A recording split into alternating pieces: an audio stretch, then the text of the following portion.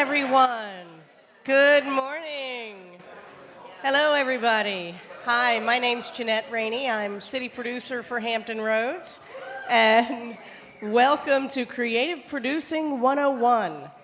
Today, creative producer and city producer for Nairobi is Carol Kioko. And she will share in-depth discussion on the role of creative producers. Carol has worked in many international projects. She's part of the European Audiovisual Entrepreneurs and got to facilitate and mentor in Africa's only producers lab. After doing a development workshop for Netflix, she is here with you now. Give a warm welcome to Carol Kioko.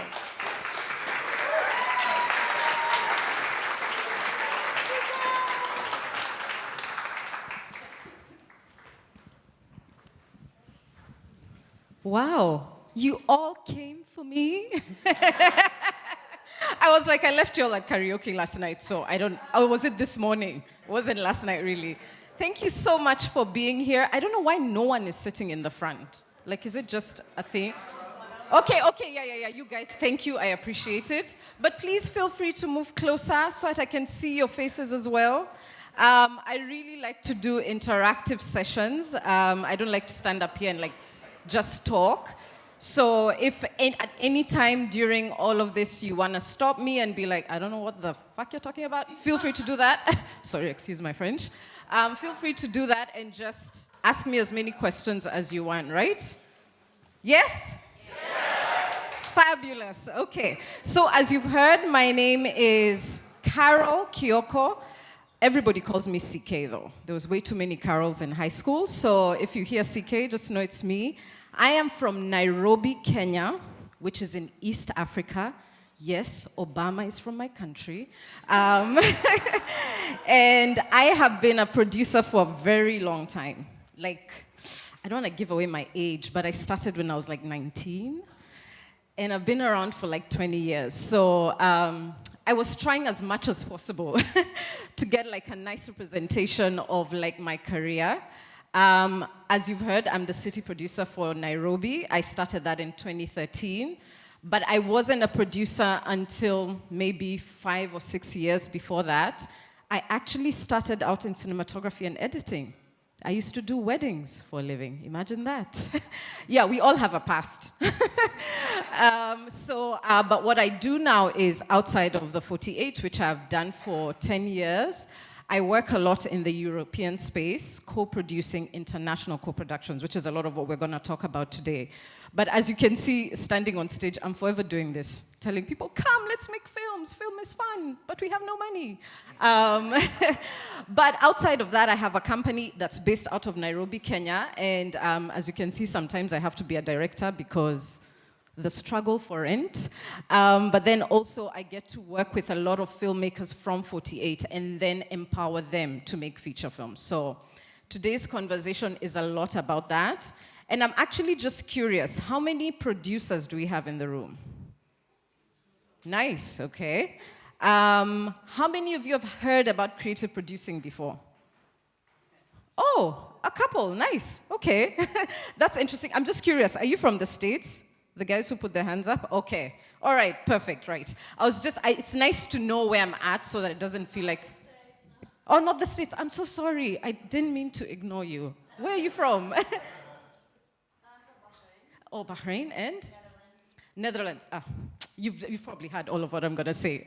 But the reason why I asked that is this is the most ideal place for you to be if you're looking to collaborate with people.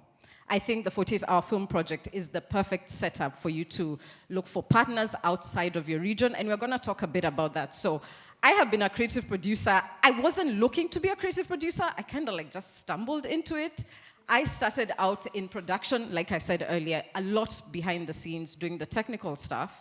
Then I eventually went to film school, in my mid-20s in South Africa, where I lived for 12 years. And the film school I went to is very much like the New York Film Academy. We would do movies and those would be what we were tested on, right? And that was an experience I'd never had before. But the thing film school did is it gave me film language. But that is good to a point when you exist in a market where feature films are not... We're watching your stuff, by the way, back home. Like, I go to the cinema and there's 6 screens and all of them is Avengers and James Bond and all of that.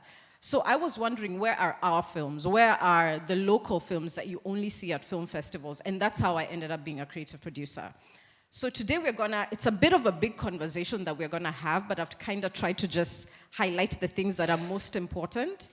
And I'll start with creative producing, and then I'll transition into co-producing internationally a little bit later. So, basic definition for those who might need one. So creative producing involves overseeing and facilitating the creative aspects of a film project from inception to completion. I know that sounds like regular producing, right? Is it the same thing though? A creative producer typically collaborates closely with writers, directors, and other key creatives to bring a film or episodic creation to life, while also managing the practical and logistical aspects of production. So if you think about conventional producing, it's very much about budgeting, schedules, hiring, and ensuring you're delivering within budget and on time, right? Creative producing adds an added layer, which means first you come in way earlier than anybody else. Before there even exists a project, there exists a creative producer. And so when we talk about the overseeing and facilitating all the creative aspects, you come in when there's just a synopsis. There isn't a script, there isn't a treatment, so you're literally creating a world that is most ideal for you. But for you to be able to do that as a producer, you need to have your own vision first. So if we compare it to the studio system, if a studio is coming to you to produce a film, it's already greenlit, they already know what they want, they probably have a budget, so you're just getting hired for work. Creative producers are the opposite. It's like you're creating your own studio. You get to decide the kind of films you want, the kind of stories you want to tell, who you want to work with, and where those stories end up. So you see how that's a very difficult thing to do from a script. If someone brings you a script and says, I want to do a horror in Madagascar, you're like, that's nice. I live in Iceland. You know? Like, make it make sense, right? So a creative producer is a very, I want to say it's a very powerful position, and particularly from a narrative point of view, because you get to decide the kind of story, not just the story you want to tell, but the story you want to sell. And the choices you're making are like in development, right? Okay, I don't assume everybody understands how film works. So development, pre-production, production, release, right? Then there's a few other places in between there. End of late development is fundraising. That's a huge part of creative producing. So when we look at the process of creative producing, it's a little bit more detailed than regular producing, and it also lasts a bit longer. So just some of the key responsibilities as we go through the different phases of production, right? So a creative producer is often initiating or participating in the development of film concepts, including brainstorming ideas, identifying marketable concepts, and shaping stories that resonate with audiences.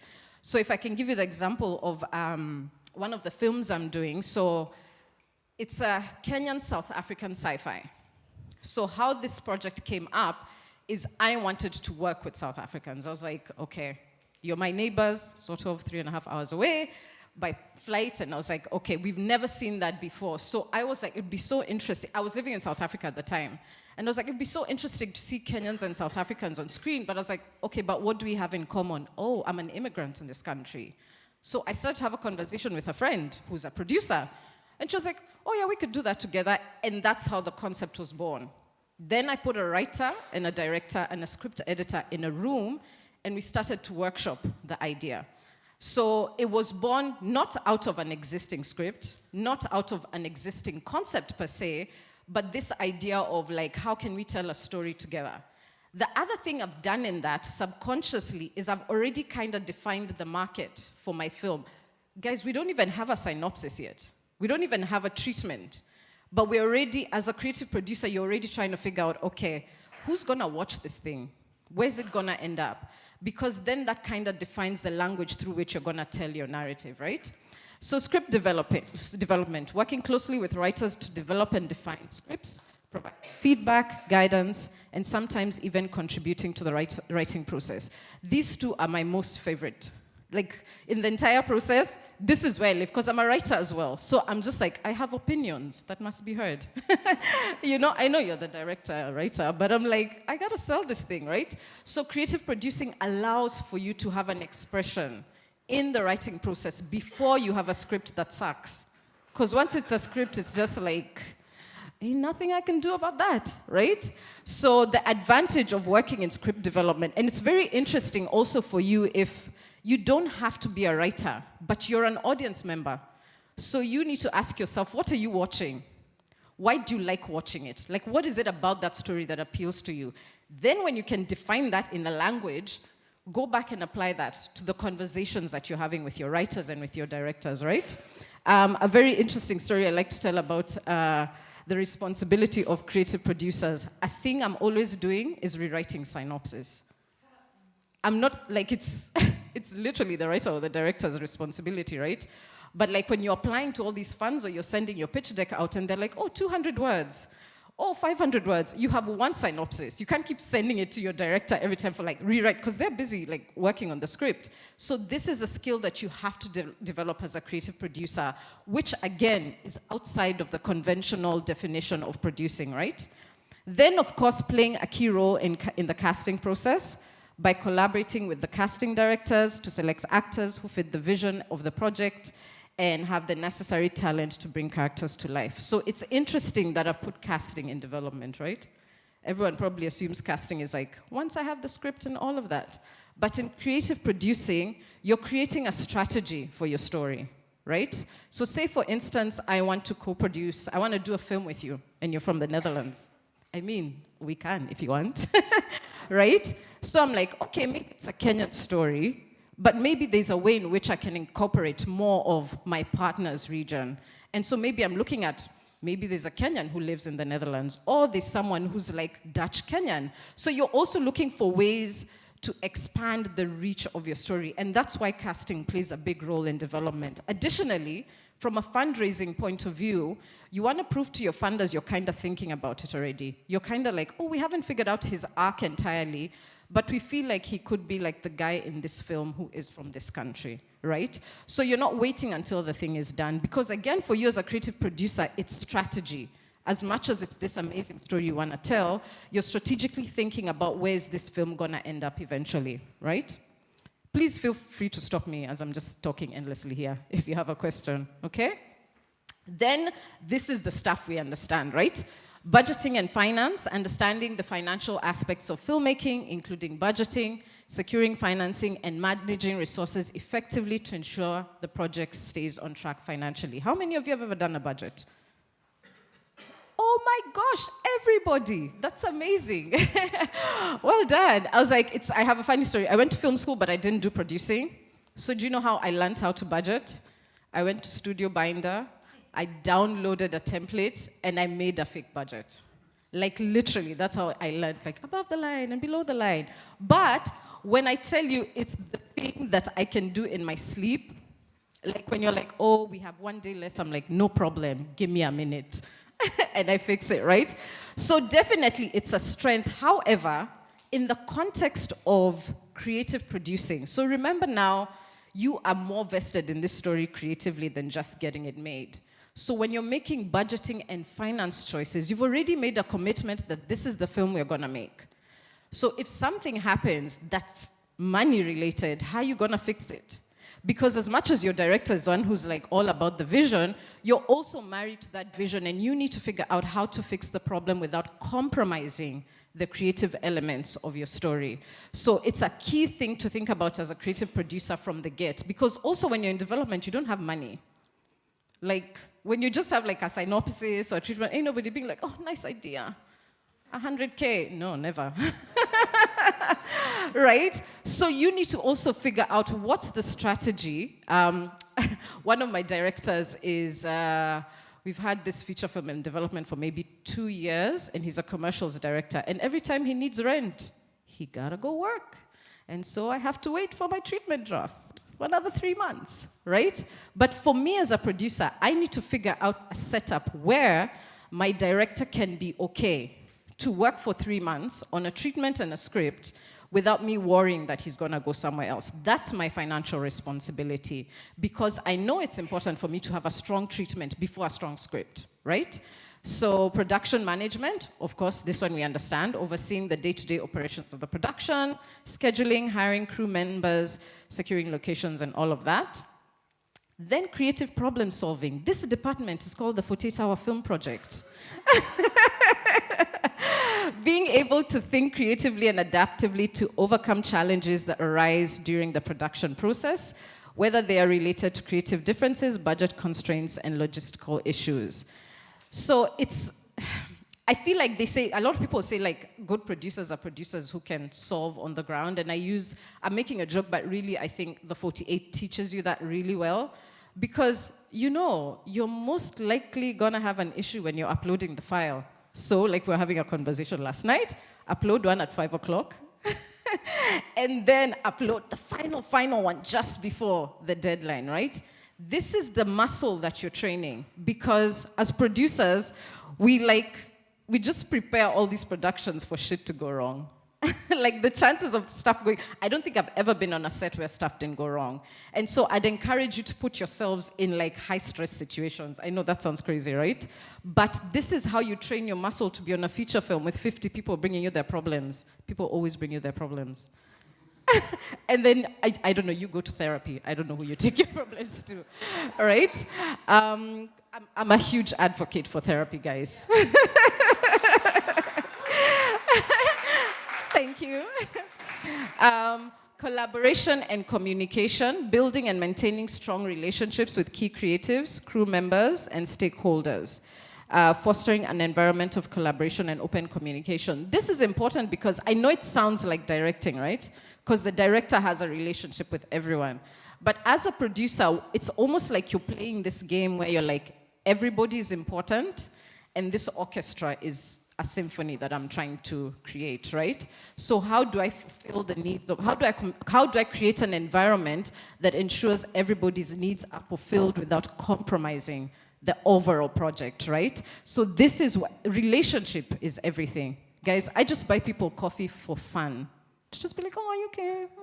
Let's just go have dinner. Do you want a drink?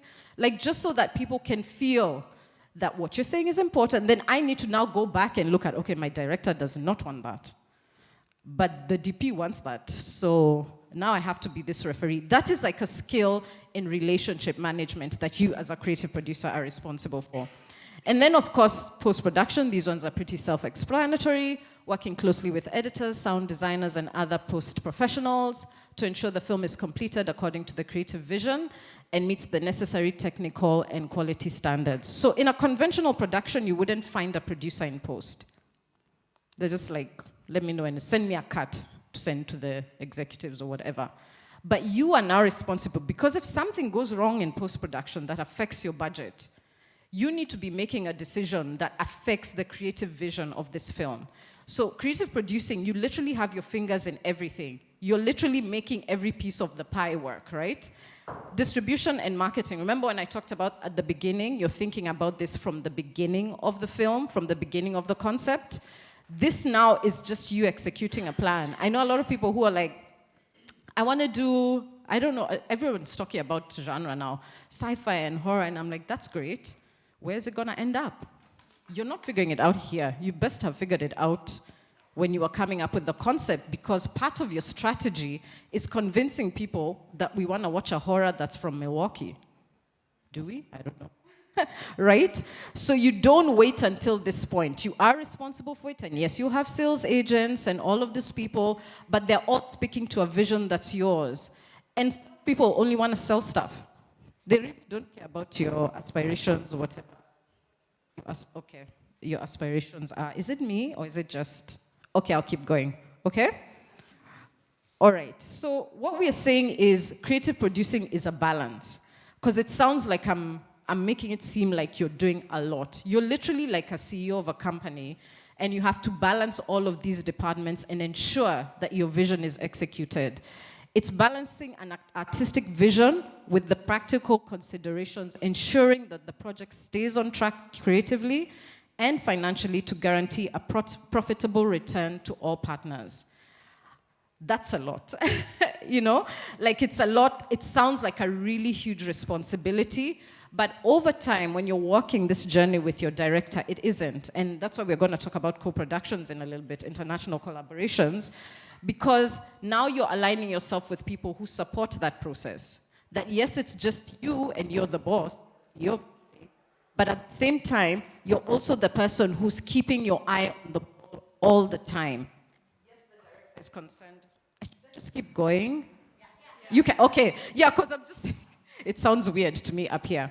So yes, your director is concerned about the artistic vision and making that work, but that may be amazing. If you haven't done your job, it's irrelevant, right? It means nothing if you cannot sell that film or if you cannot find partners to support you in making that film work, right? Okay, thank you, PJ. Here's a backup. Okay, always have a backup. Right, okay, so I know I'm moving fairly quickly, but if you want to stop me and ask questions, feel free. Yes? Okay, so we're going to talk about co-productions just in a bit, and I'll explain that. So as the first person, there's a term for it, it's called you're the delegate producer. But this is a thing you have to create when you're contracting with your partners, where the decision-making process ends up with you. So if I can use an example, and with the studio system, it's different, okay? Because I remember I have a friend who worked on the series Bel Air, and he was explaining to me the process of getting outfits approved. There was like an email trail with like 6 execs. That's without copying everybody else. So now in that situation, you know who's the decision maker. But then, and I'm going to talk about this later, it can become very top heavy. So you as a producer, when you're looking for partners, you need to decide the kind of partner you want to get, because sometimes some people just want their return on their investment, which is fine. But then if they come back and they're like, I don't like that location, they just give you $500,000. So what are you going to do? Are you going to try and convince them otherwise? No. So what you should be doing is looking for partners who, yes, can give you money, but also believe in your creative vision just as much as you and your director. And that goes across the board with your team, because disagreements come when I, as a production designer, have a vision that's mine and that has absolutely nothing to do with the producer, the director, or the other co-producers. You see how that's an environment where there's going to be conflict. But if from the get, and this is also the advantage of bringing in people early, because when you come in earlier, there's space for you to have conversations and to accommodate other opinions. But once there's a script and I'm just hiring you for a job, we're just going to get into arguments about the right paint color. And I'm like, it's not about that, right? Yeah, so really think about it. It's very, I use the word strategic very intentionally. It's like, who are you going to date? Why do you go on 3 dates first? You know, right? Because I'm kind of sussing you out. And it has nothing to do with the story. If you've seen a short film here and you're like, I like this short film, I want to work with this filmmaker, just go have a drink with them first. Hang out, like go to Pink Street, just vibes for a little bit. And see the kind of person they are. Because the ideas are there. Great ideas exist everywhere. Great people don't. That you have to find. That's the magic. Is finding the right connection, right? Okay. I know, it's just like, yes. So that is absolutely true. When they sneak past you, the people that you'd rather not work with, what are your best tips for working with people that don't share your vision?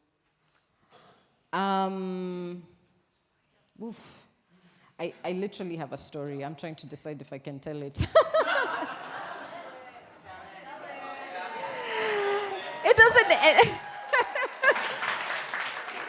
It actually doesn't have a nice ending. I ended up getting rid of the person. Anyway, so, but this is why it's important.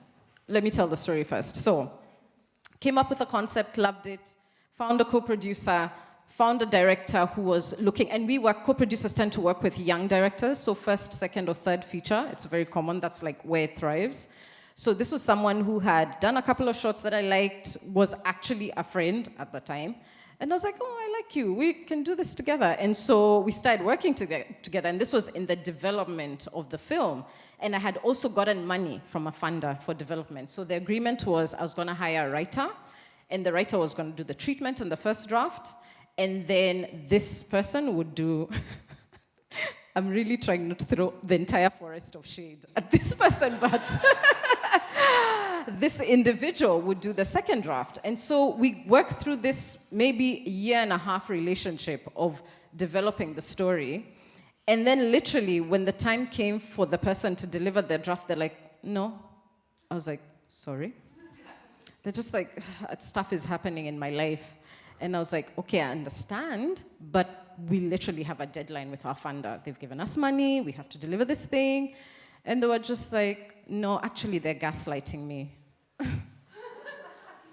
This was like a back and forth for like a couple of weeks, and I had to step back and make a decision. And thank God it happened in development. If it had happened later on, I was stuck. Like, there's nothing I could do. I've already committed to this person, right? And so in that moment, I made an executive decision to drop them because the project had also been selected to go into another workshop. And I was like, I'm not going, I don't want to be seen with this person anywhere else. So what actually happened behind the scenes is this person got a partner, and their life partner became their business partner. And so I was now dealing with two people and not one. So the person I had originally had an agreement with now was like another person who's just like, I don't even know who the hell you are. But then now I was in a setup where I was like, this does not benefit me or the work that I'm trying to do. So I just stepped away from the project. Not from the project, from the person, but I kept the project also because I had the rights to it, right? So this is where I'm like, as a creative producer, you come in first. You make the choice of how this relationship is gonna work. If that power dynamic is switched, you literally have nothing to go on. And you're investing real money, whether or not you paid for him to write or paid for somebody to develop the story, all your time and energy spent in that year, year and a half, or however long, is actual investment, right? So I tell this story, I'm in therapy. I tell this story definitely as a caution, but when I say stories are great, but you need to get to know people, that was a side of this person I had never seen. And also they're young. They're young in life, young in experience. So of course they would make a choice that wouldn't support. And also, guys, pillow talk. You can't compete with pillow talk. That's just a reality. And so, but thankfully I had protected myself enough to keep the story and still be able to deliver the funder. And so I just changed the setup where I was like, the writer is gonna complete and then I'm gonna hire a director. Ended up hiring actually a female director, which actually works better for my story. And that's how that problem was solved. But, so you really have to do a lot of work in the relationship department. That's the only way. Not to say that you won't have disagreements, but you need to define, I have a friend who calls it the way you fight. You have to define the language because you will disagree, even with your director. And you have to, at some point, someone's gonna compromise, but you have to have a reason for that compromise. Is it creative? Is it emotional? Maybe do they need more support? Do you need to take time out? I have a project where this guy was writing a story about a man who hasn't seen his son in a long time. His son moves back home, and then his dad is diagnosed with Alzheimer's. A year and a half into us developing it, it happened to his dad. So I've had to pause that project because I'm like, really, your life is art, like really, really, right? So in that context, I have to prioritize the health of my director. One of the things we did is we put him in therapy because we're like, this is important because I don't want you shooting a scene and then suddenly you're triggered and I'm like, no. And you see that, I mean, it's a human thing, but at the same time, I'm thinking strategically because I know what the production process is like. I know the pressures that directors are under. And I'm like, this thing is too close to you. So let's just take a beat, leave the treatment, go do life. And literally, he sends me voice notes. He's like, oh my gosh, this happened. So now, real life, I mean, is difficult, but it's also feeding the story. So there's a bit of a like finesse with the relationship part of it because we are all human first. Before we make stories, before we make films, your first priority is relating to each other as humans. Now, from a crew of 50 people, can you do all those things? Can you do that for every single person? Probably not. But this is where doing your own work in advance comes in. You have to talk to other people who've worked with the people you want to work with, who are not just outside of like previous work and showreel and all that. That's cute. But who are they? If it's even people here, call the city producer. Find out who's this person, where were they before, what kind of work have they done, because that's your cover at the end of the day. And then after that, contracts, contracts, contracts. Because you have to protect yourself. This is such an interesting conversation to have in the world of streaming now, isn't it? So you have to decide what kind of film you're making and where you want it to end up, right? So if I use the example of my company, I have decided I want to make female-led films that are pan-African,